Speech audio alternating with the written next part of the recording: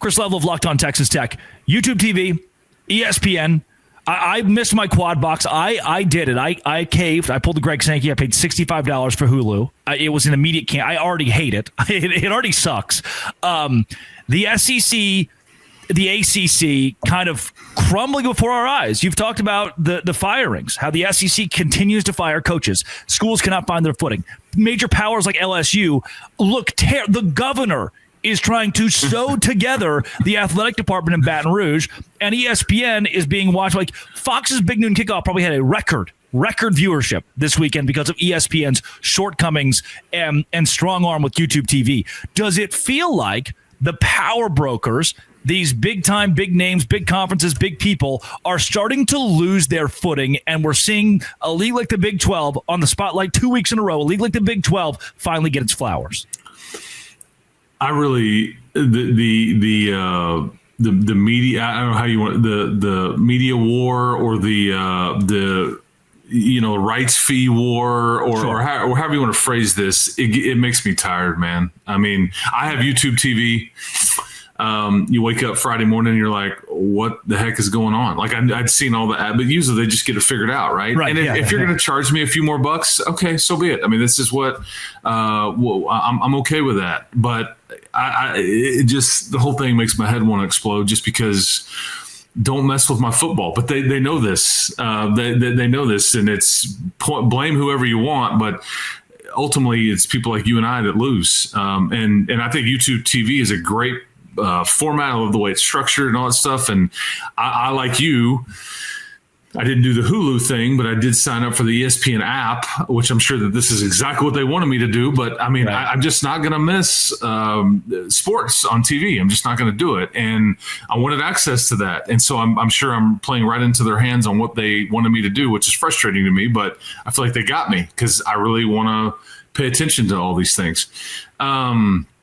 I don't know how this plays out. I did think that it is ironic that you're about to have College Game Day in back-to-back Big 12 markets in back-to-back weeks, and this whole dispute is going on. I don't know if there's, we can connect dots if we want. That's just maybe just the timing of it and just the way it fell. Who knows? But I do think YouTube TV is only I say only 10 million subscribers, so it's not like this. It is a juggernaut, but it's not like this massive force where it's not 2012 DirecTV, Dish TV. Correct.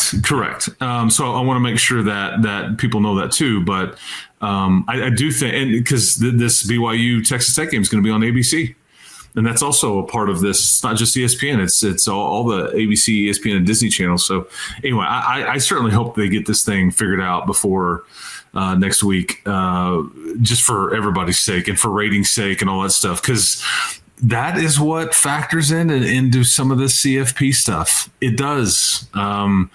We can act like it isn't, but it's a thing. Maybe it's a bigger thing than we realize. Maybe it's not as big of a thing as we may think. I don't know. But at some level, it is a conversation that's being had on when you're having to break ties and looking at numbers and looking at viewership and all that stuff. I think you'd be very naive to think that it doesn't. Yeah.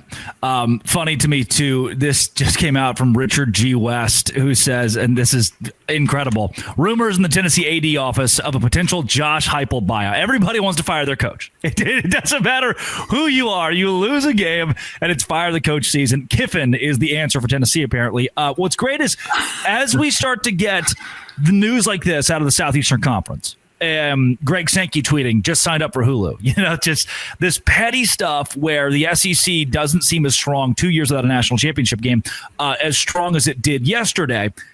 A game like this for BYU and Texas Tech, is this as big a game as the Big 12 has seen, given the 12-team college football playoff and the ramifications on the national scale, as big as the Big 12 has seen in your tenure covering the league?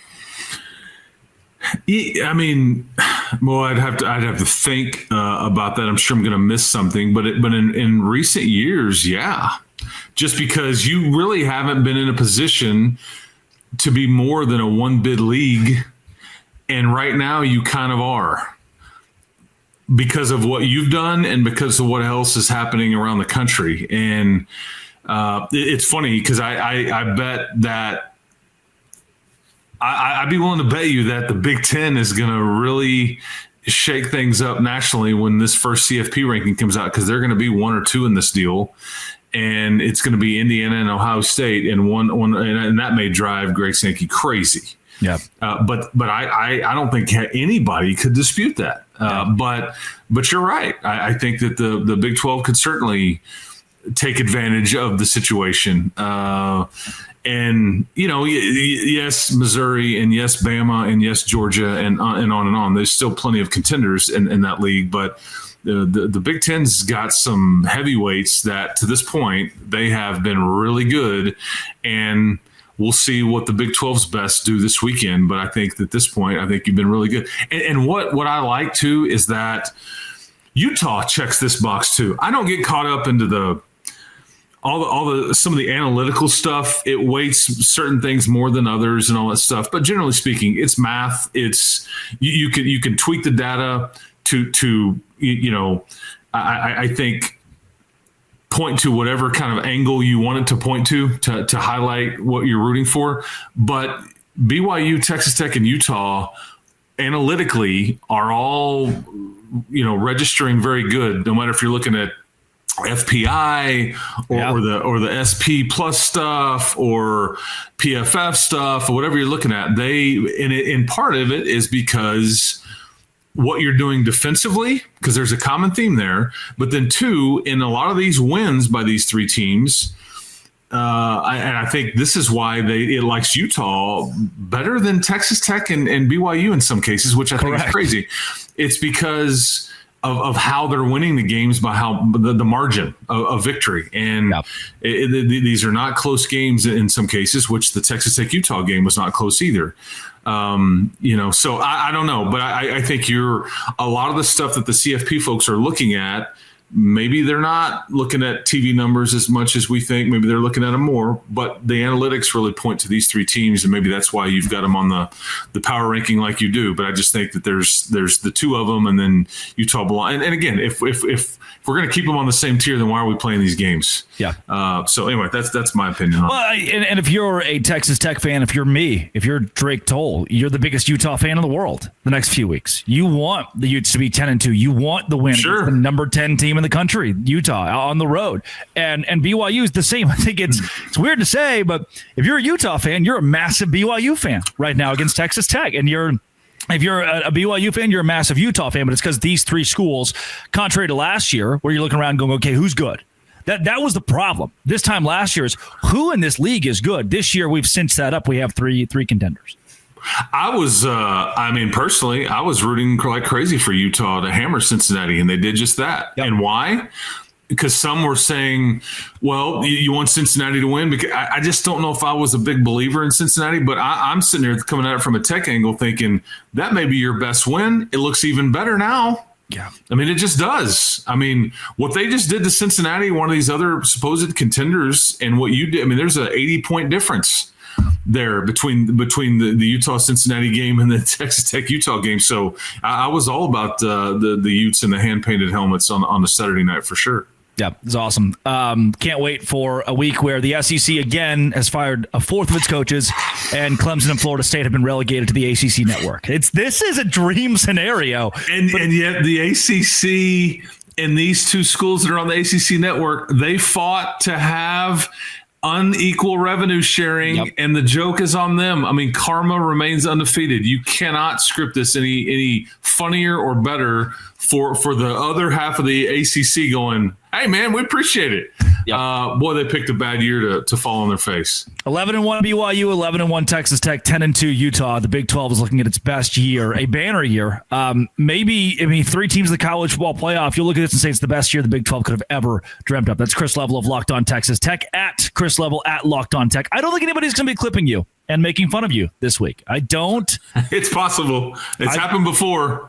Doesn't seem like you were much more palatable to BYU fans and very kind to them. I think they'll be okay. And I will say this, man. I went to Provo a couple years ago. It is a great environment, and my comments about the Utah environment were, as you know now, I had not been, and it was very impressive. But I think the point was, there's a lot of good. I mean, I was just in one this weekend in Manhattan, Kansas. Yeah. I mean, there's a lot of good environments in this league, and I think some of them don't get enough credit. And I think I've been in both of the ones in Utah, and they certainly do. But I just know what, Texas Tech didn't play BYU or Utah last year. And I remember that trip up to Provo a couple years ago. You started an 18-year-old true freshman quarterback, but it was, you got the Cosmo, he's the GOAT. And, they're spinning the fire and they're doing all the things and they're handing out ice cream to the fans and they're handing me a donut and all this stuff. And I'm like,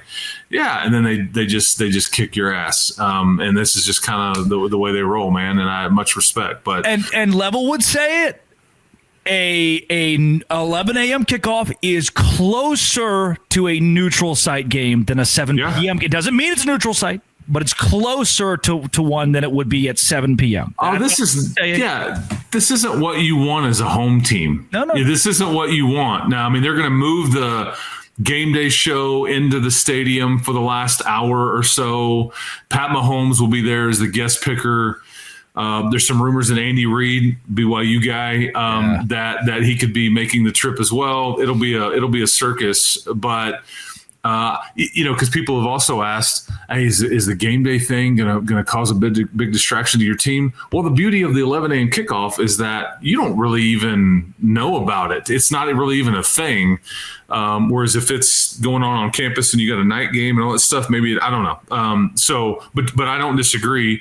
Everybody here wanted a night game. This isn't what they dictated. And yet the 11 a.m. windows, as we know, YouTube TV aside, this is that's the best ratings typically. And the biggest, it triggers the most numbers, those 11 a.m. games. This one's on ABC, so we'll see what we get.